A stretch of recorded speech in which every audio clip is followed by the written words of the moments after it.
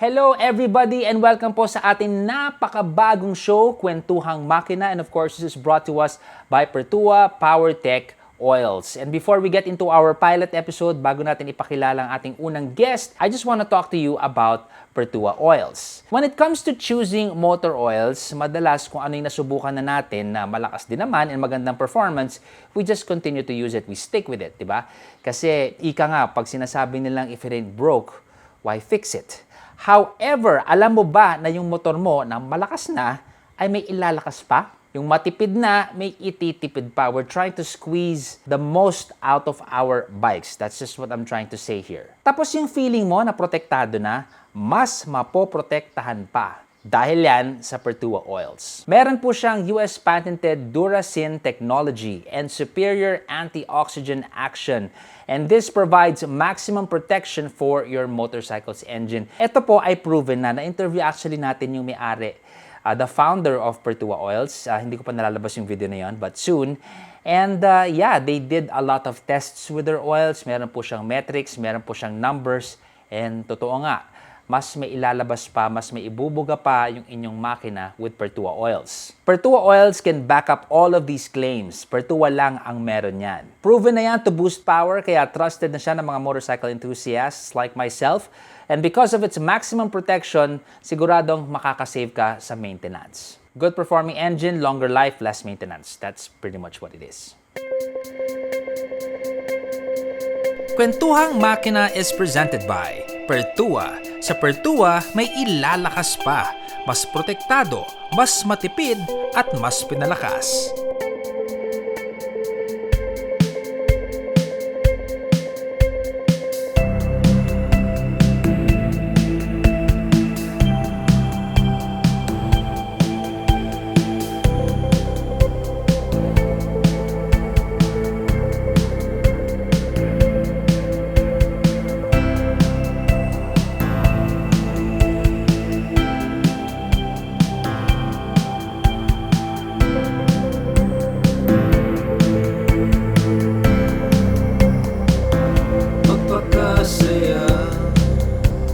Hey Michelle, thank you for doing this.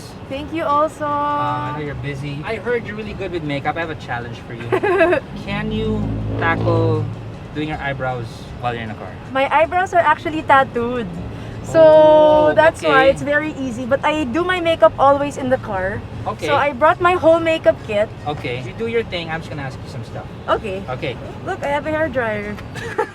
Wow. How did you get into the whole sports deal? And what was your first sport? Sports because my dad is an athlete. Okay. He used to play in the PBA, so he's a basketball player, and he wanted one of us to follow in his footsteps. So for me, I started out playing tennis. And I was training tennis for 2 years when I was in high school. But when I was gonna compete, everything was outdoor.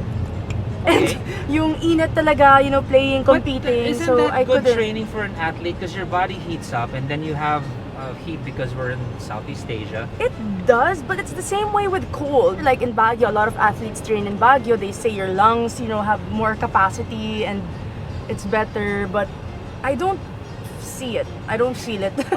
And I'd rather not be in it. That's why with beach volleyball naman, I didn't also do that well. I competed 1 year for beach volleyball. Hindi ko rin kinayanan. So I switched to volleyball. That was the only sport in our school back then aside from basketball, and I really didn't like basketball. As in, it's the physical contact with another sweaty person, and I'm sweaty. It's sweat with another person. Yes. Grabe ako pawisan, so I'd rather not have it on me from a different person, and I also don't want to give them my sweat, so nakakaya. So this is the only thing I put in my eyebrows. It's an eyebrow tint. It changes the color of my eyebrows so that it matches my hair. Wow. Semi-sweat or waterproof. So when I started with sports, Makeup I learned for athletic women. Pay attention. And also for lady riders. I always say, it's the easiest to just have your eyebrows tattooed. I have my eyeliner tattooed. And it's done. The whole two-wheel deal, how'd you get into that? So I have a couple of friends. They were just asking me, do you want to go ride? Women? Women, yeah. Okay. She's a bit older than me, but she used to be my teammate. During the pandemic, a lot of my friends started riding. Everybody took the bikes. Mocha was the one who really pushed me to try. I enrolled in a school. Couldn't stop after that. Wow. This is my first bike now. The F900 XR. Okay. Wow, you jumped into that? Didn't you want to start out with a small bike first? I wanted something that could go out in the expressway right away. Thank God and thank jeans for my height. So it wasn't that hard to choose a bike. Yeah, you could handle that bike easy. Are you the only one in your family? Yes. Oh, what I'm did the only one. Daddy say? It was my money, so they couldn't do anything. Until now, it's been almost a year since I started riding, and they're still not that supportive. Here in the Philippines, I'm the only one who has a big bike. All my kuyas ride scooters. My younger brother rides a scooter. But you're the one with a big bike. Yeah, I'm the only one. Where have you been with your bike? Furthest on a single ride would be Bataan Subic Loop. But the furthest I've ever gone was the Ironman challenge. This is the only I'm time. done with my makeup. There you go. Mm-hmm. Shura. Have you encountered anything that would make you feel na the whole double standard thing, it's a guy thing? There are a lot of men in this industry, definitely. It is a male-dominant sport or activity. Is it an issue for you or? No, actually, it's not an issue for me. You just have to choose the right men to ride with. When I started out, I really chose the people I rode with. So I have a day wherein, okay, I just wanna ride and go to a place and eat. I have a day wherein, okay, I wanna improve my skills, I wanna learn how to corner, I wanna learn how to turn, I wanna learn how to go fast. I have a group for that. Being a woman actually in this industry is fun.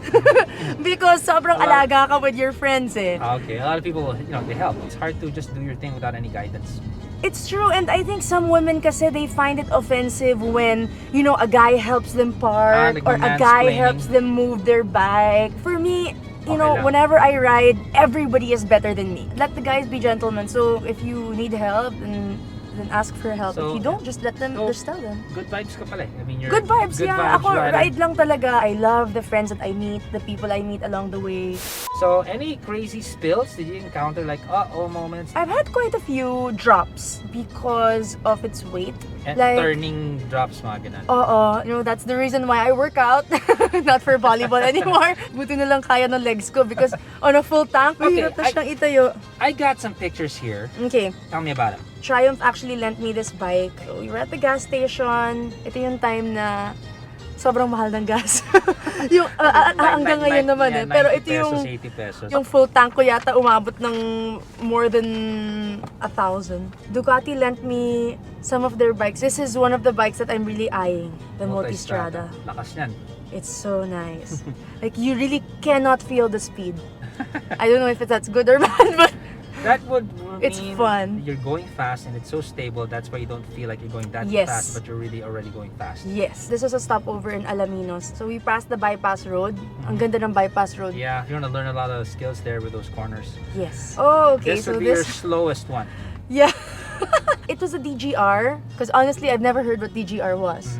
So I was, Gentleman's ride. yeah, I was supposed to bring my F900, and then everybody looked at me and they were like, bagay. "Are you crazy? It's like a Hindi retro pwede. classic Yeah, theme." hindi pwede. I was like, "Oh, I didn't know." Vespa lent me this scooter. It was about to be launched, that color. Yeah, first time to ride a scooter. It's Super gonna be dali, yeah. Speaking of scooters, I have something for you. Ooh, Yeah, that's scooter oil. Yeah, it's Same? Royal from Pertua. One is 800 ml kasi di ba Okay. some of the engines 800 ml lang, and then the other one is 1 liter. Yeah, you don't really ride scooters, but it's still part of your arsenal. when Yeah, you but ride here and Vespa. there. Thanks, So, guys. Do you have like any may ilalakas po moments like I want to push this pa? In volleyball, for us, it's every single day. It's a culture that I've had since college, playing for LaSalle, and it's a culture I've brought with me playing pro now. It's every day you have to learn something or improve on something. Whether it's I want to hit harder, hit smarter, get my serve in. Ang dami. There are endless goals with sports that you can work on, and it's the same with riding your motorcycle because like in volleyball, everything happens so fast. And when I'm on my bike, it's the same thing. It's the skills. Like with motorcycle, with riding, I want to improve on my turns. I've ridden on the track once. So sabi ko, I want to do it again and again so that I can maneuver turns Okay. at a speed that is You're comfortable nice. with, yeah. Like a pushing speed pa. Hey, that's another a challenge when ilalakas yung moment in a way. Again, going back to the industry, is there a pet peeve type of classification rider where you're like, it's one of those? With women now, I feel like sometimes it's becoming too much of a sexy thing. Riding on high-speed roads like the expressway on shorts is my pet peeve. There are a lot of people who probably look up to you or watch your content, and you don't want to multiply the kind of act that you're doing. But in general, my pet peeve when riding, it's really being unsafe towards other drivers. Whether it's motorcycle or car. Well, what you're talking about is what? Hi, sorry. One venti iced latte, please. Strawberry acai. One strawberry acai, please. Or the pink drink with strawberry Yes. Yes, grande. That's it. Thank you.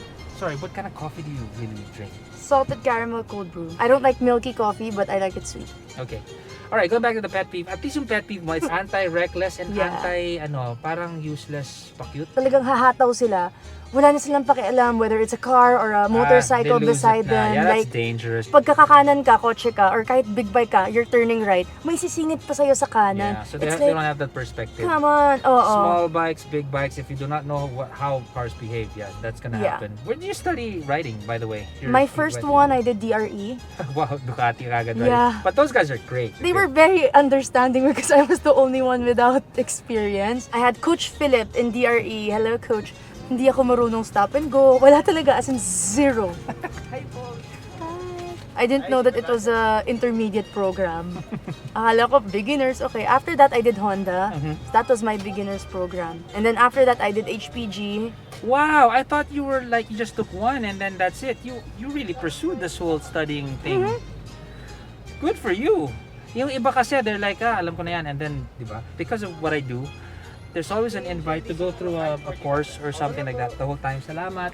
I love the courses. Kunyari, I know the course already, but if you don't practice, you're gonna lose it. Yeah. Diba? You're gonna lose it. You're an athlete, you're competitive, and now you're into motorcycles. Do you see yourself like, racetrack time? Yeah. Oh, okay. In a few weeks, we're going to practice on the racetrack. So, I mean, what are we looking at here? Thank you. I mean, thank you. Thank you po. Thank you, ma'am. You get the bigger store, right? I think so, yeah. Do you have a plan, like when it's gonna happen? Yeah, soon. Wow, okay. Really So, soon. I wanna... watch out for that, folks. Yeah. I'm excited to see you out there competing on a racetrack as opposed to a volleyball court, diba? In terms of racing competition, Mhm. I don't think so. Ah, okay. So, sorry, I got More for I practice, misunderstood. yeah. Okay, so More for practice. But we'll see. Because I'm very... that's what you need. Diba? Because you're an athlete. That's what they told me Yeah, also. They kasi- said, Michelle, just get your foot in the door and then we'll see. You know, Yeah, kasi- don't say anything na you Once- won't do.